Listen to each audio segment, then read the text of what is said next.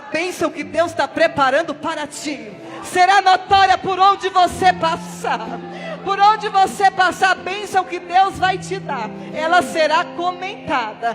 Porque, aleluia, a bênção que Ana recebeu, aleluia, ela nem imaginaria que aquele menino que ela entregou para servir ao Senhor todos os dias da sua vida, se tornaria um sacerdote, se tornaria um profeta, se tornaria um juiz, aleluia, um homem cheio de ousadia, cheio de autoridade, de integridade na presença do Senhor. A bênção que está chegando para ti será notória no meio da tua parentela, será notória no meio da tua vizinhança, e por onde você passar vão dizer: está sabendo da vitória que ela recebeu?